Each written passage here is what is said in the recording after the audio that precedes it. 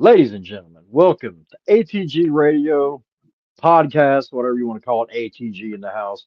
It's 3/13/2024. Got Rufus Duffaball. Rufus, my man from Ohio, what is going on? Not much, Doss. I can't wait to break down everything that went down in Saudi Arabia and all of the fucking drama and bullshit unwinding over this past week. You want to talk about something that unwound? Francis Ngannou's chin. Uh, just a little humor. But anyway, that totally got unwound. And what was it, 2 rounds?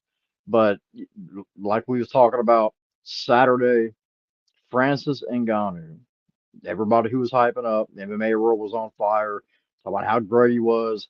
He's Muhammad Ali's second the second coming to Ali. He's, the greatest African fighter since Dick Tiger. I heard so much crazy stuff. And another African fighter originally, Anthony Joshua, he was ready, like I said, if he was going to be ready, if he really, concentrated on Ngannou being a title fight, and that's what it was, he would be very dominant. And Rufus, what happened, my friend?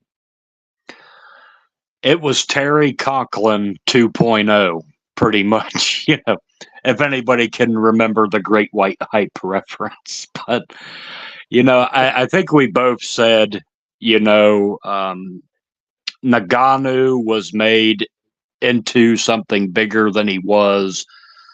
It was something of an illusion on the basis of the fact Tyson Fury did not train whatsoever, never Yeah. got out of first gear against Nagano and still beat him.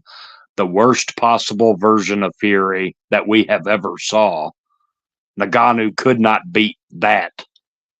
And the moment Nagano fought somebody in the top five in the world, top three, who was completely motivated, looking at him as an easy stepping stone to get straight into undisputed, that was the end result. Mighty Casey has struck out. And you notice how quick it happened after the Tyson Fury fight. It didn't take long at all for Anthony Joshua to want that fight. He knew exactly. They did their homework during the Tyson Fury fight. They knew what was going to happen.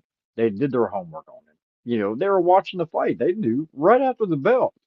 Sugar Ray Leonard, okay, when he watched John Mugabe give Marvin Hagler so much trouble, okay, 8 years of going back and forth, of Ray Leonard not getting the fight, him, telling Hagler he might fight him, had a press conference and announced his retirement, and sent Marvin Hagler to depression and anger and so many mixed feelings. And then once he saw Mugabe, he said, I want that fight. You know why? Because he knew he could win that fight. And I'm telling you, Anthony Joshua had the same kind of feeling that Sugar Ray Leonard had when he saw Mugabe, give Hagler problems towards Ngannou. He saw every mistake. He saw that Tyson Fury didn't capitalize on it. And he knew that he would. Not because Tyson Fury couldn't, at that point he couldn't, because he didn't train at all.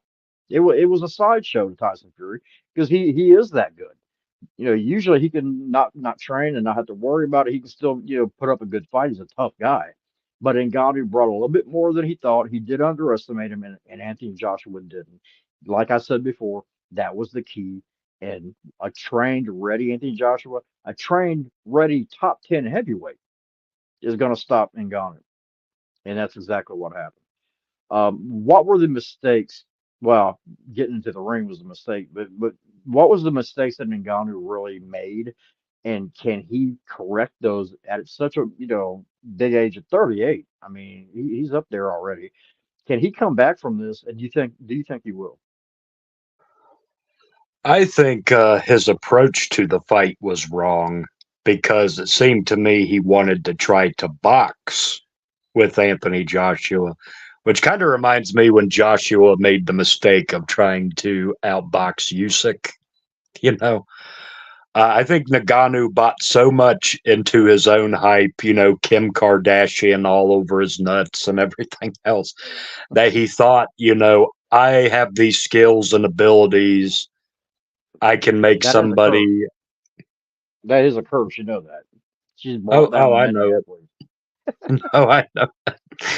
But you know, he took the wrong approach. And Joshua, on the other hand, I told everybody leading up to this fight, I said Joshua's best chance, and it was the one he took. I said jump straight over the son of a bitch, straight from the get go. That's basically what happened. A knockdown in the first, another knockdown in the second, and then Clancy lowered the boom. He was out for like 3 minutes.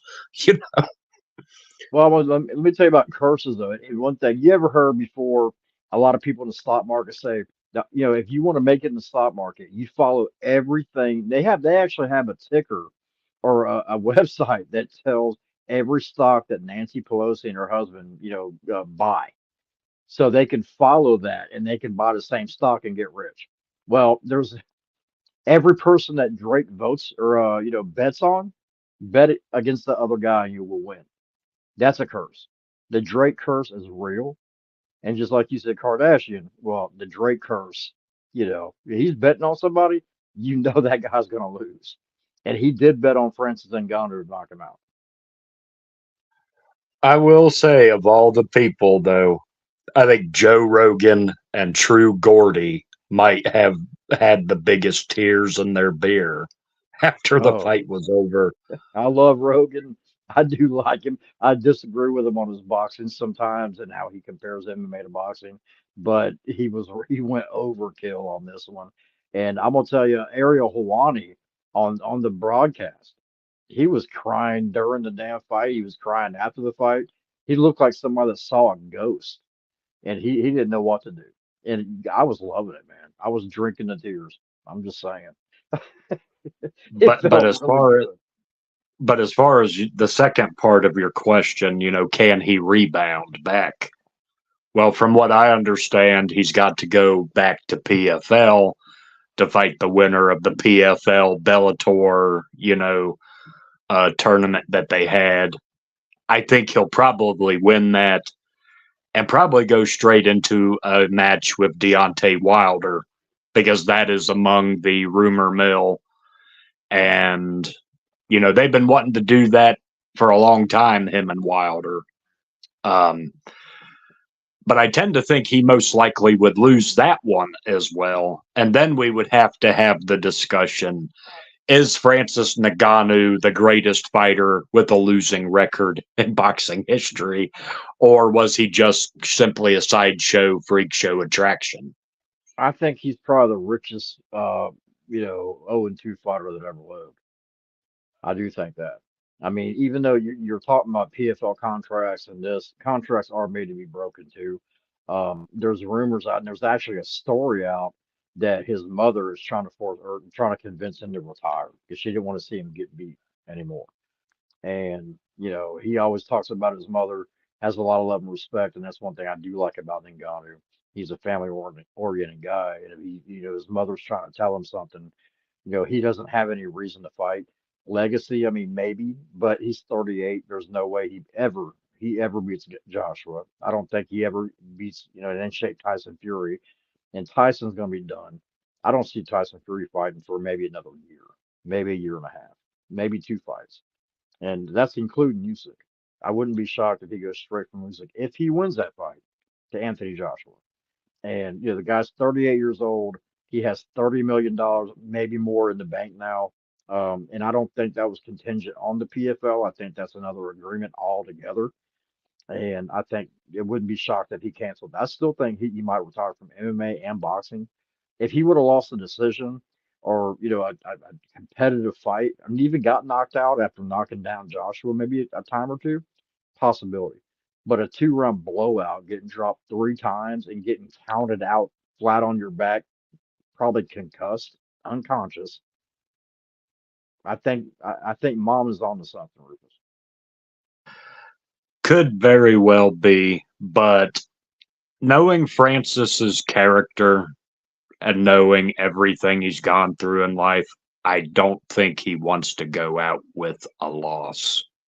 So I could see him trying it one more time. And if that blows up in his face, then he would walk away because Well, time is it not on won't be his side. pay-per-view. It won't Time be is not on his pay-per-view. side, which brings us really to the undercard fight, because I called it basically last week. I said if Joseph Parker could get past the first 5 rounds or so, Big Zhang's age and his size would work against him, and Parker would start to take over, which is what we saw happen. And you know what? I've knocked Parker. I have been wrong about Parker before. I saw him get beat up pretty bad. The weight put on him against Joe Joyce. And I let that get to me, Rufus, because there was hints of that. There was hints of it. Every time that Zhang would land, he would hurt him. Dropped him twice. But as the fight continued, the 41 years, of age and 300 pounds of weight, it weighed on him. He didn't weigh it on Parker. Parker, withstood it this time. And the later the fight went, the better Parker started looking. And I knew he was done. To be honest with you, there's a rematch clause in this fight. I don't think there should be. That's why I'm against rematch clauses. There's no reason the rematch. I mean, yeah, he dropped him twice, but I think this is going to hurt him a lot more than anything. This loss, this, hard 12 rounds. And, his trainer was begging him between the 11th and the 12th. You got to knock him out. You have to pull it out. You got to do it. And then he goes and throws or lands 0 punches in the 12th round. I've never seen a fight or a fighter that was begged to knock him out, especially a champion, okay, by his trainer, begged and pleaded, and he goes out and lands no punches. James Toney was kind of at his later stage. Freddie Roach, even the fight he was winning, said, you got to knock him on his ass. Talking about Vasily Jirov. You know what I'm talking about, Rufus. Great fight. And what's he do? He goes out and knocks him on his ass and almost knocks him out in the 12th round in a great fight. And guess what? He wins a belt. I can't believe a fighter especially a champion that his trainer does that and goes and lands no punches. He's done. I don't see him coming back from this, and I don't think a rematch should be in order. There should be stipulations of rematch clauses. From what I understood looking at different interviews after the fact, it seems to me that Joseph Parker's people may very well try to find a way out of doing the rematch, somehow bypassing it by having Joseph Parker instead defend the belt against whoever's the mandatory, you know. And But I don't even know who that I, is. Do you? I don't even have a clue. I couldn't tell you, you know. Joe And be, Joyce is calling to him be out honest though. with to be honest with you, if it ain't for the real strap, I ain't interested. And let's be honest, the interim belts or these Yeah. super duper belts, whatever shit, I don't follow none of that shit. We know who You the know, champions are. Tyson Fury and Alexander Usyk are yeah, heavyweight boxing. They are the you champions know, right now. you know. I Anthony think, Joshua made a claim for himself, being somebody that can contend for one, but he lost. He already lost to Usyk. Tyson Fury. You know, uh, him and Joseph Parker ain't gonna be fighting anytime soon. I don't think they'll ever fight their friends. Usyk and Tyson Fury that's the trinkets. That's the belts. That's that's it. without question. But I just look at these interim straps really like I did NABF belts or NABO belts from back in the day. You won those, you were a top 10 guy. That's all that shit meant, really. Yeah. But as far as Zhang goes, if he can't get the rematch with Parker and actually win, I don't know where he exactly goes Zhang and considering Wilder. his age. Zhang and Wilder would still be fun. I don't care. Now that I Make probably make it now a that six would round fight. Now that would be a great matchup because you have the two guys who lost to Joseph Parker, Yeah, but you also have and two it of the biggest basically punchers in the be division. and it basically be the last crossroads fight, really. And I Whoever don't see wins, that fight going 12 rounds. the There ain't the no way. the the person who wins, they can get a shot at whoever, Yeah. but when you got a guy, and I like Zane, he had like a Cinderella story of sorts, going from kind of like an attraction to being taken serious.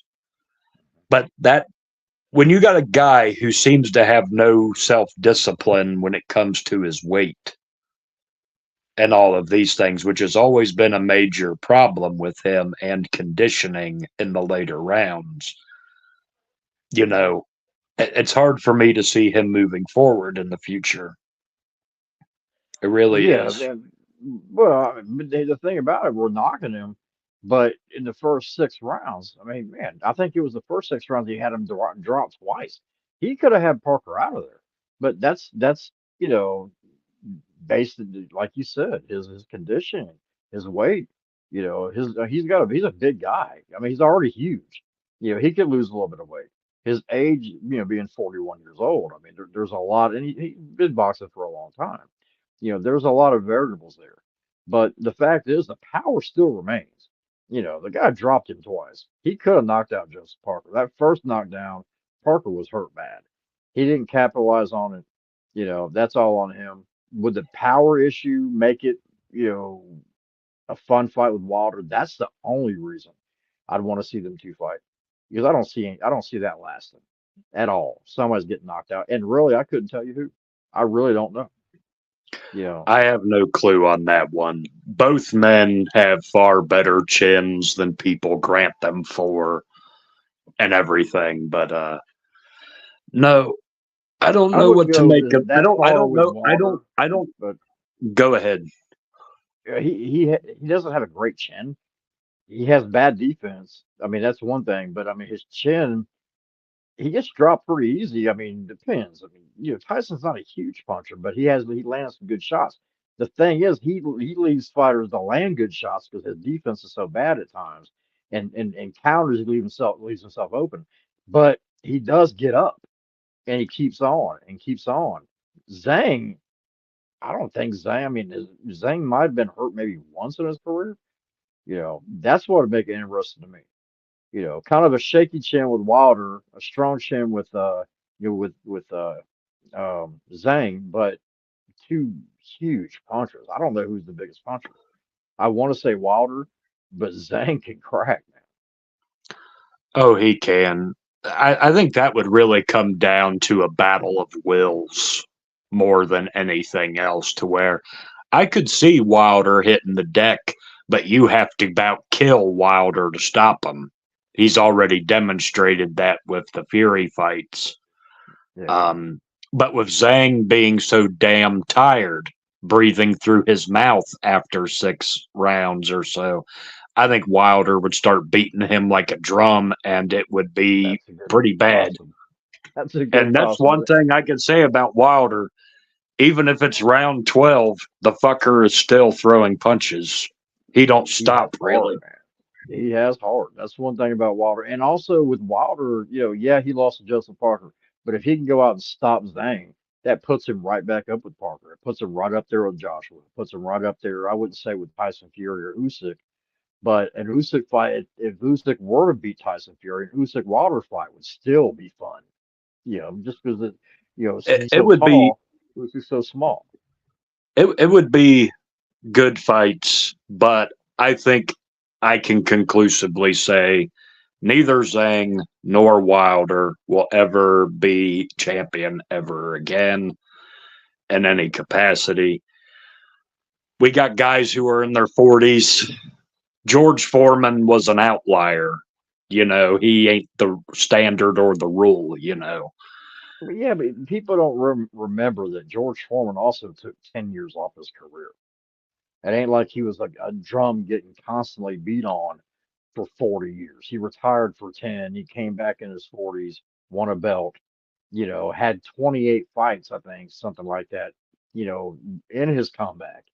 It ain't like he went straight to a title fight. I mean, he finally won the belt after that many fights. He had several unsuccessful tries. Vander Holyfield, Tommy Morrison shocked him. He fought hard. It ain't like he was given anything, at 40 years old, but he took 10 years off. That's a lot of, not getting beat on, a lot of relaxation. These guys don't have that. They've been beat on the whole time. That's going to make it more difficult because of the time off that George had. It's a big difference maker. And in that 10 years, he became a defensive genius. The dude was very, very defensively sound. No, the second coming of George Foreman. I always thought if the young George Foreman was that way, we might be talking about George Foreman being the greatest heavyweight of all time, maybe, had he had that Oh, mindset yeah. then. But no, like I If he said, had there's that nowhere. mindset, he might have beat Muhammad Ali. Oh yeah, but it's like I said, there are certain men who are outliers. George Foreman, Larry Holmes to a lesser extent, but I don't see Zhang or Wilder ever being champion again. I might see them maybe facing for a title, but they won't win nothing. They're too long in the tooth. Um, Yeah.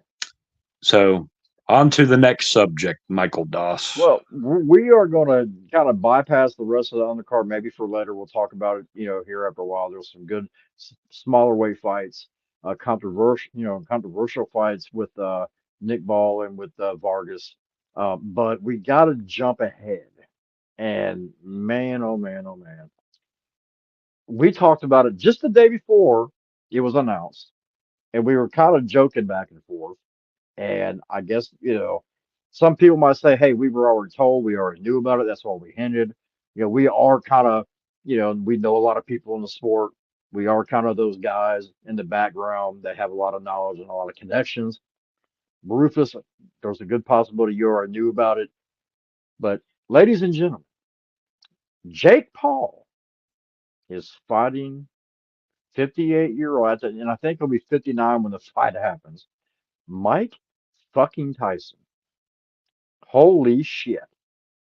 Rufus, please give me your thoughts.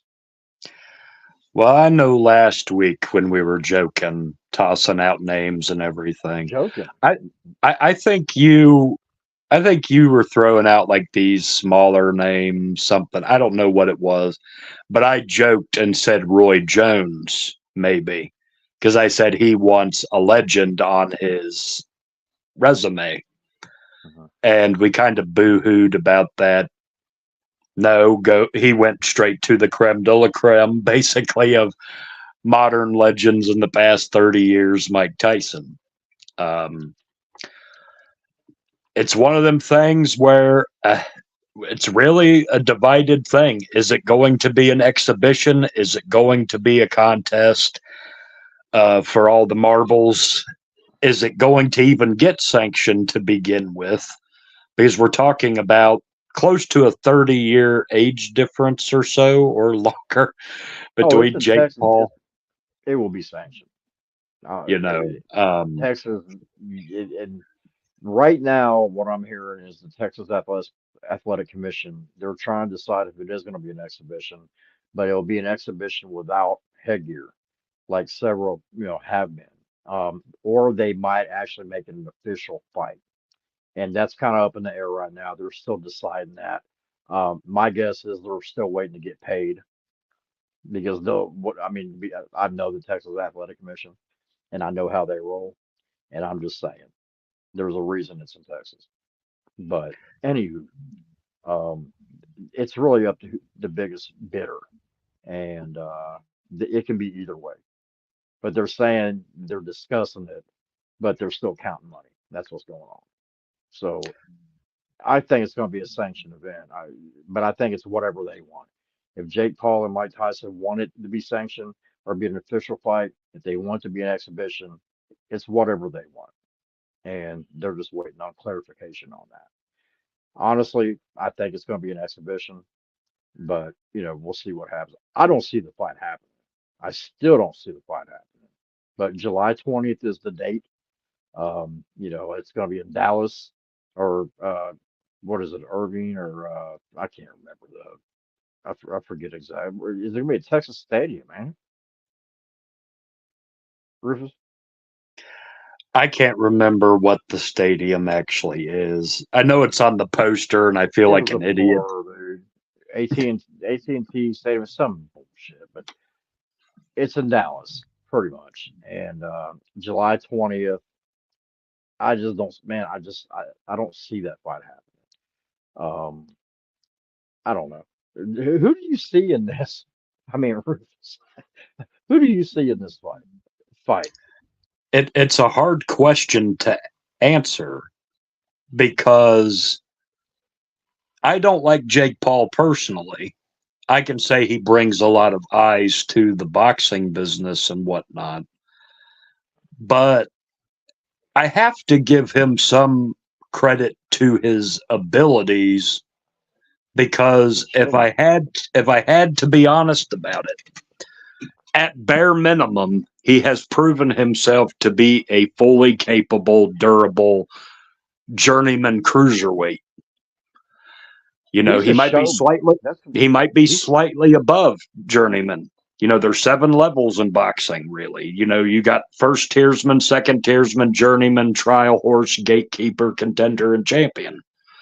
You know, so he might be a trial horse. So the question is, can Mike Tyson at 58, 59 fucking years old beat basically a trial horse cruiserweight? You know, even though it'll be his heavyweight debut.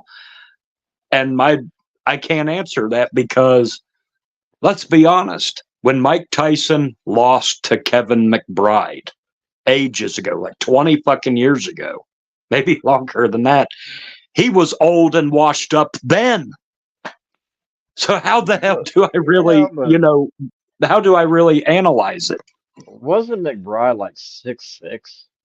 260 pounds. I mean, he was a big dude. If I'm not mistaken, McBride's a big guy.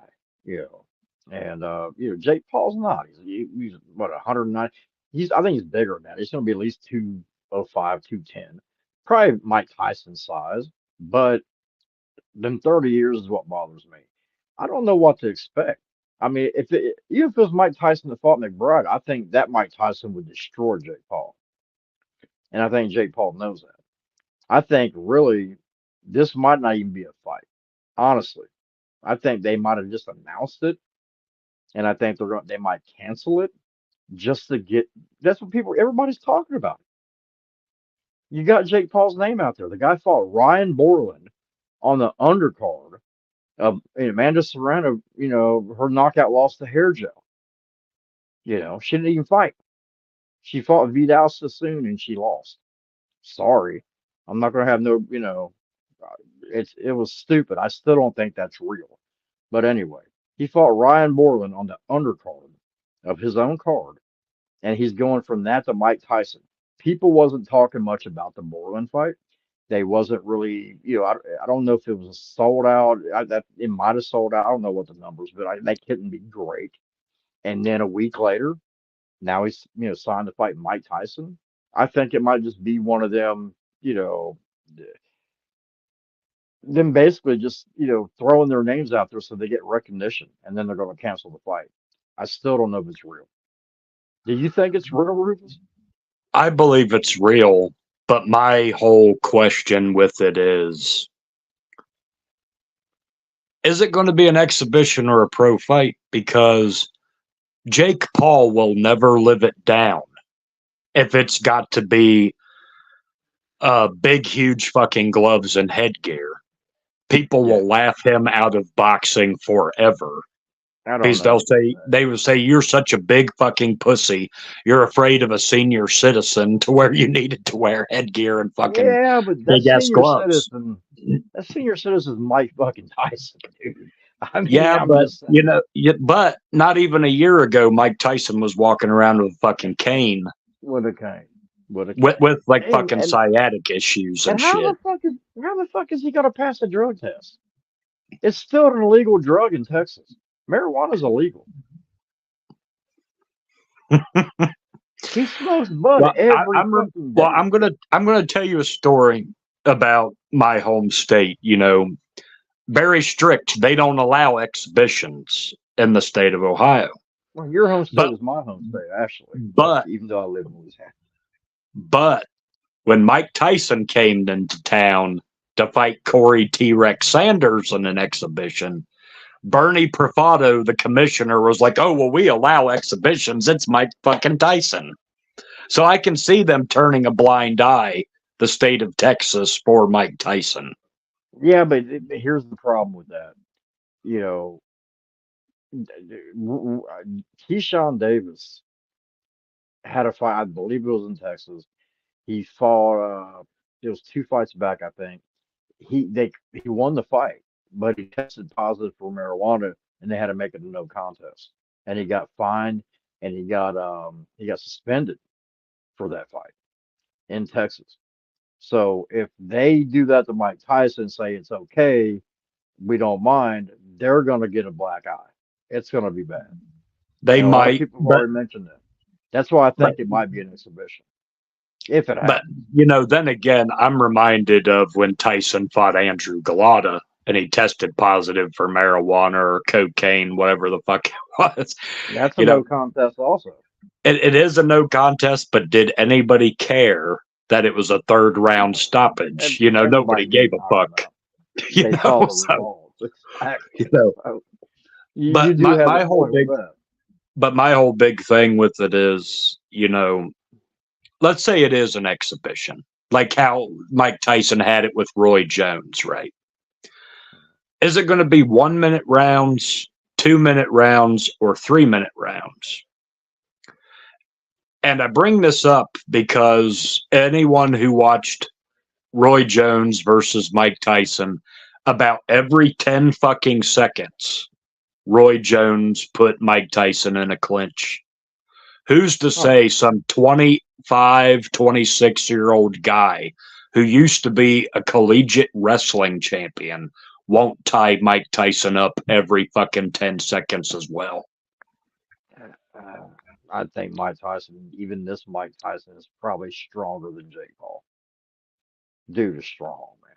I don't know, but you got a point there. But And that's another thing, considering his age.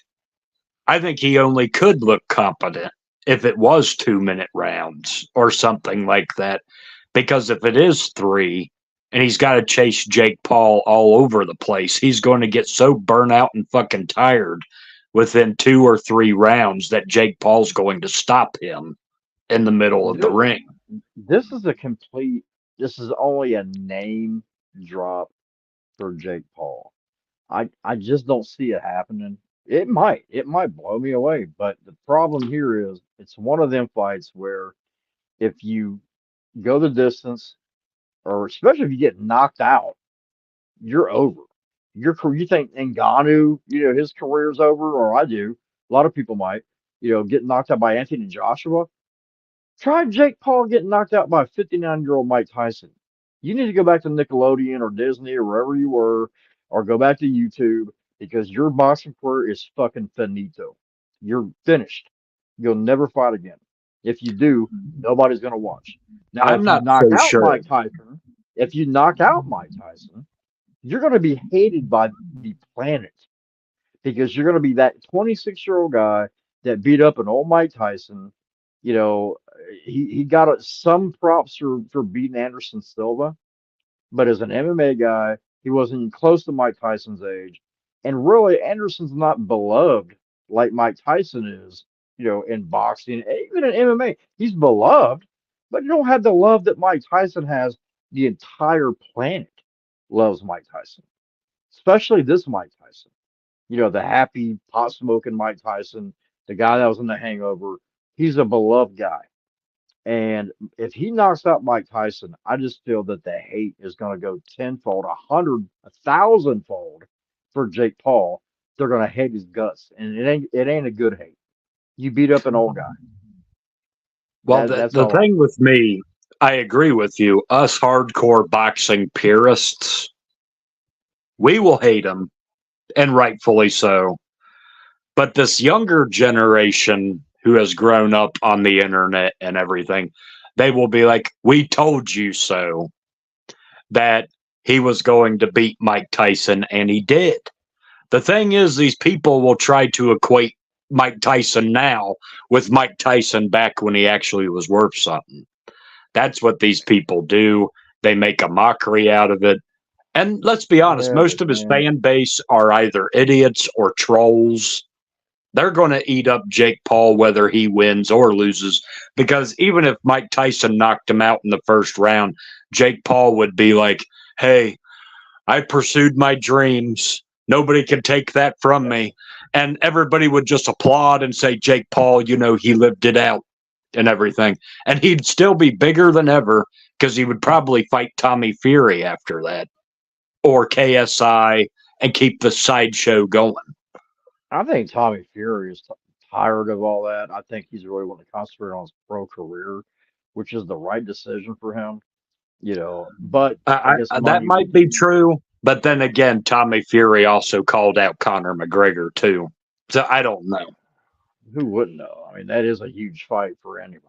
I'm just being honest with you. If Jake Paul could fight Conor McGregor, he'd fight him any minute of the day. I mean, he'd probably cancel the Mike Tyson fight to fight Conor McGregor. That's money. That's a lot of money. You know, this Mike Tyson fight, I don't, man, most people, even a lot of mainstream people, are laughing at this fight, though. They're saying, "Oh my God, I can't believe you're doing that." Some people think he's crazy. Some people think he's gonna get knocked out. Yeah, I don't know. I don't. If it's a real fight with smaller gloves or even regular gloves, he gets knocked out, possibly. But it just depends on.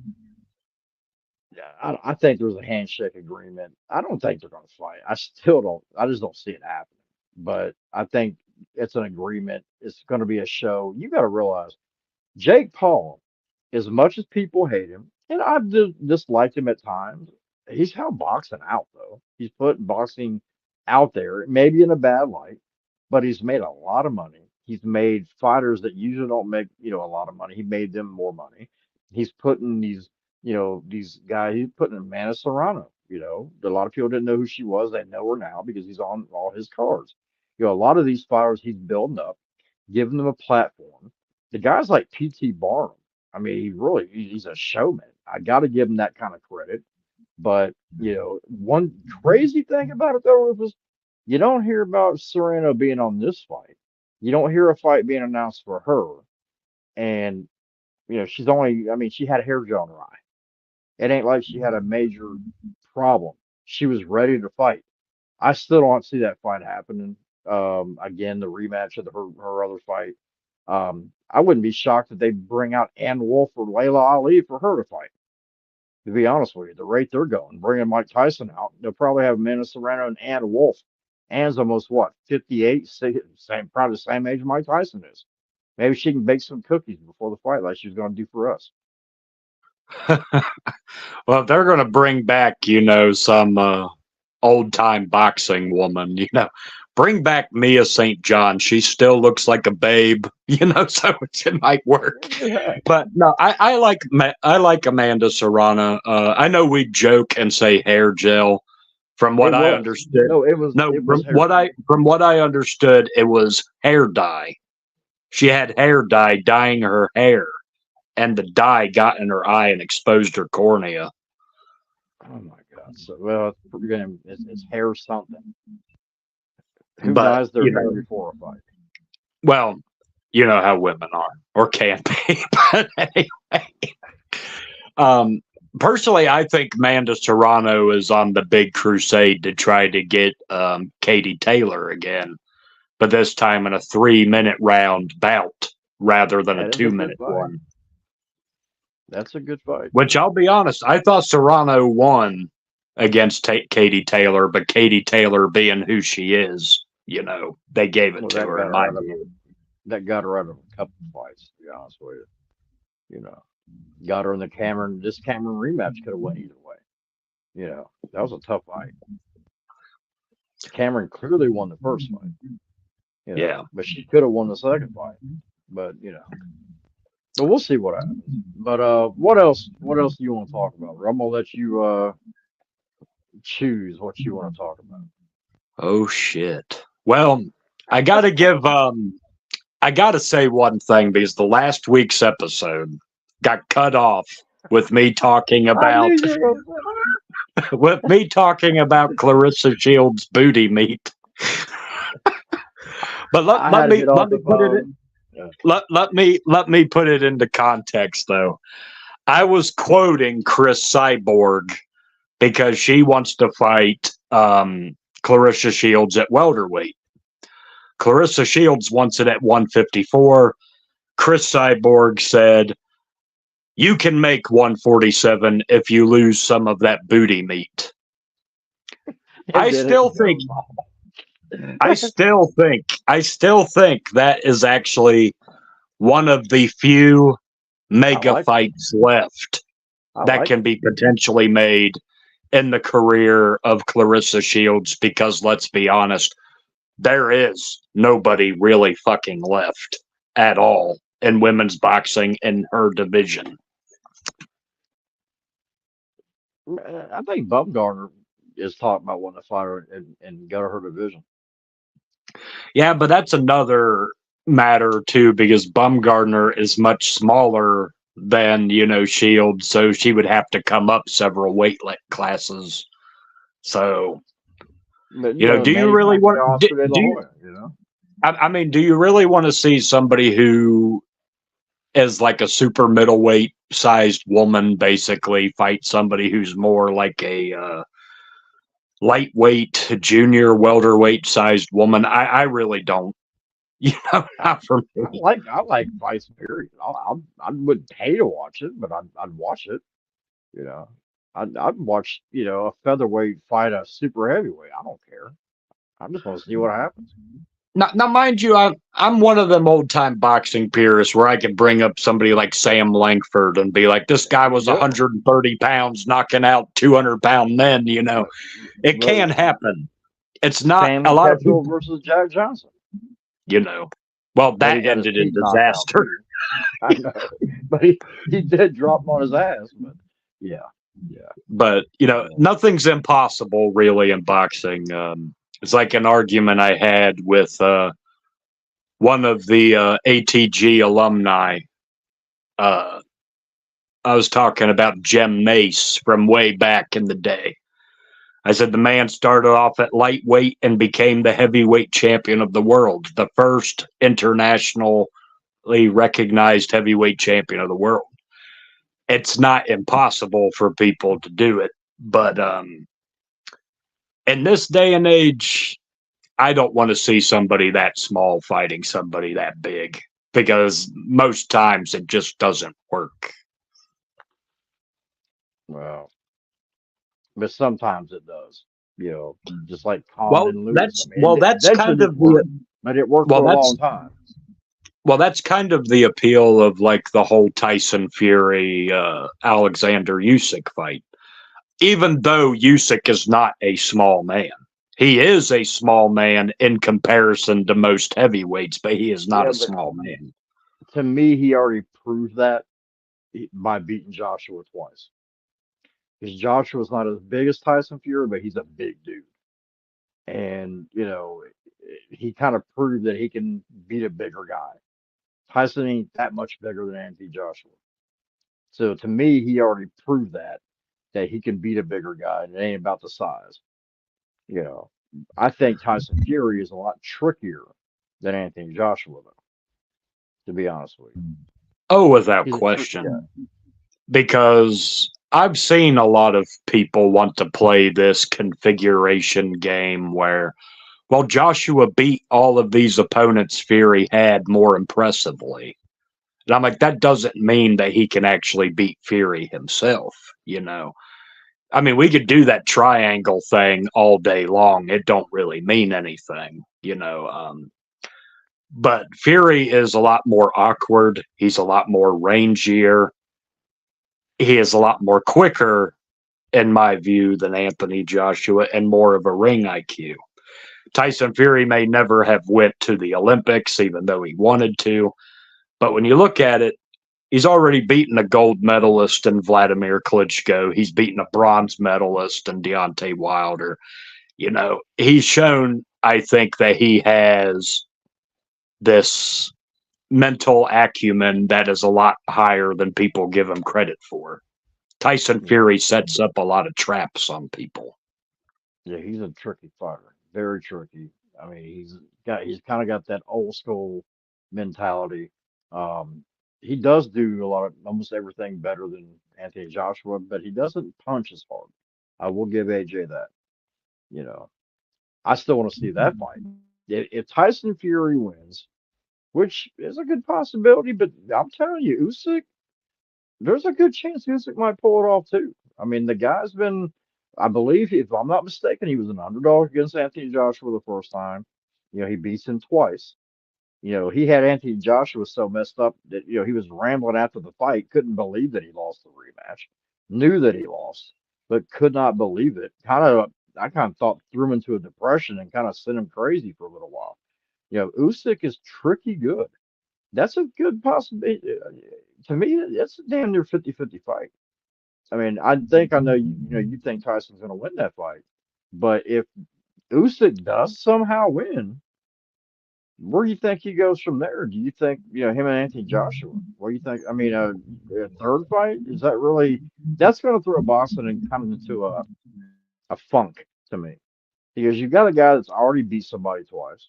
Usyk, can rematch Tyson Fury, which I think they have a clause already. But it could be if he beats him thorough enough, kind of like what Joseph Parker did to Zhang, which in my opinion is going to happen. But if he beats him so significant that no one wants to see a rematch, that might not even happen. You got Wilder, you got Parker. Nobody wants to see those fights. Nobody wants to see Usyk fight anybody except for Tyson Fury, and maybe that's about it. Maybe fighting Ngannou in one of those circus fights, but that luster's run off. I don't see Ngannou selling out anything anymore. I don't think he's going to do well numbers. The boxing people that wanted to see what he can do again because the Tyson Fury fight, they're thrown off. They're not going to buy it. The MMA guys, they probably ain't going to buy it, or they ain't going to buy it as much as you know. I mean, they might buy it more than the boxing guys, but the mainstream guys they might buy it. But it's not really, if Usyk wins, he kind of ruins everything, don't he? Don't he, Rufus? I always tell people the heavyweight division in boxing is one you can't ever really predict because we want fights to happen so bad and then they either fall apart or they don't happen at all, or when they do happen, it's too late, whatever. But Yeah. if Usyk won, I don't think it puts a damper on things because the Saudis have already said they want Fury versus Joshua regardless. So that fight's going to happen regardless, unless Fury decides to just retire after he lost. And there's a very good chance that could happen.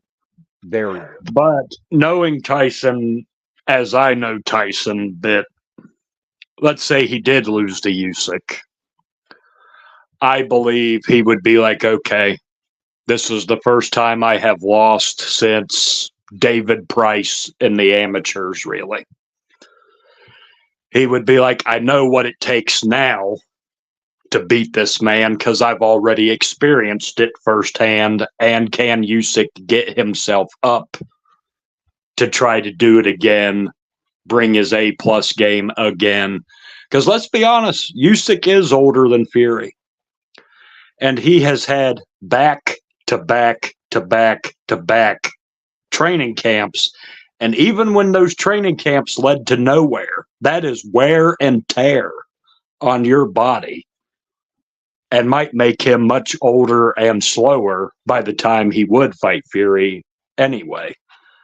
Yeah. So Fury very well could win a rematch if Fury did lose the first time.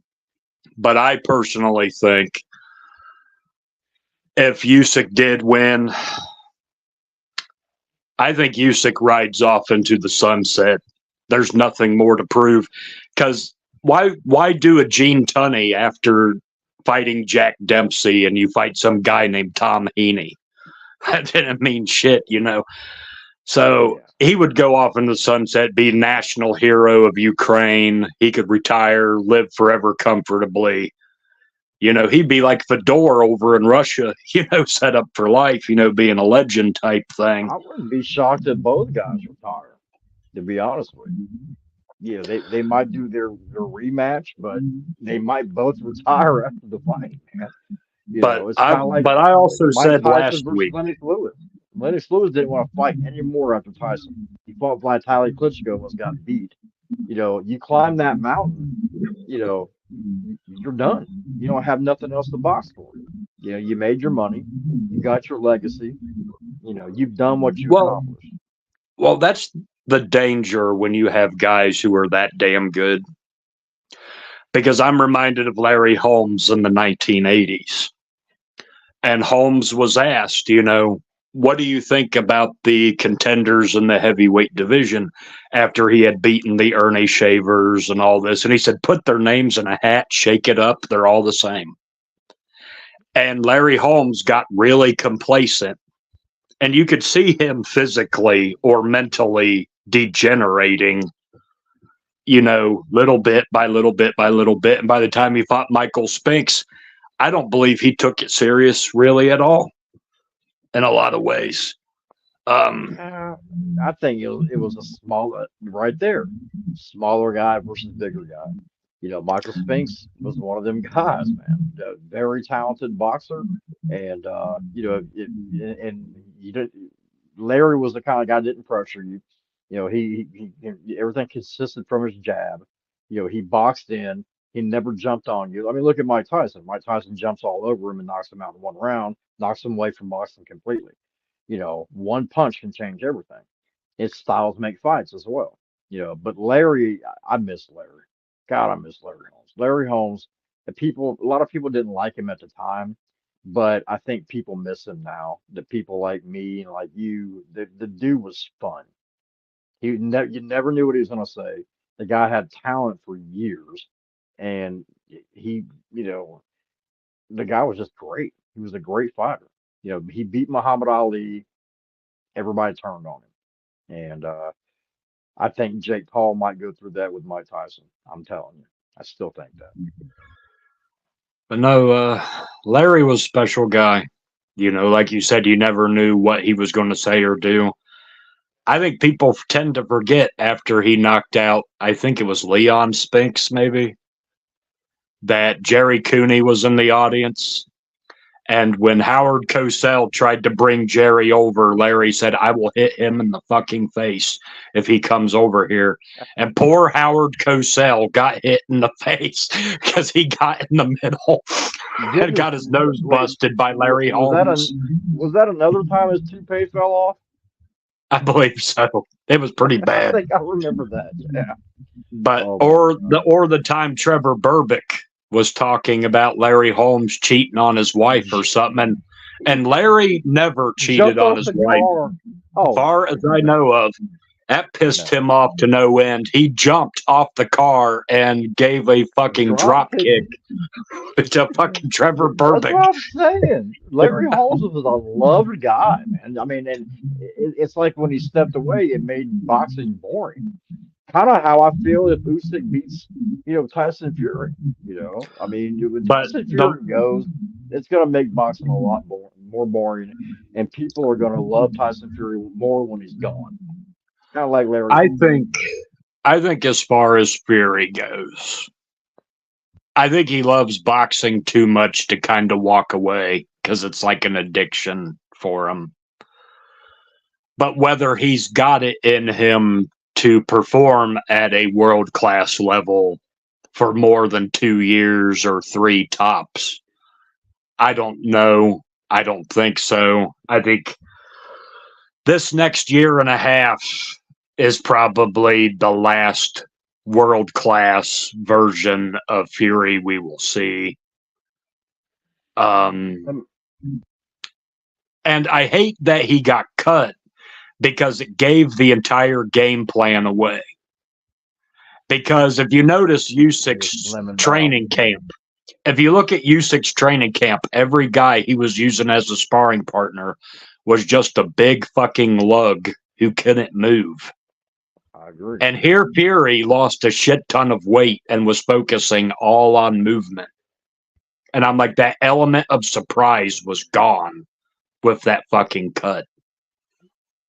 Yeah, that's a good because I mean they didn't show him at all anywhere until he No, got that cut. And they showed that sparring session, and now he's on TV, and they're like, "Well, the jig is up, guys. Yeah, you know what we're gonna do now." I agree 100% with that. It was definitely but the thing is, Tyson Fury can even get even more toned in, and it gives him more time to get even better.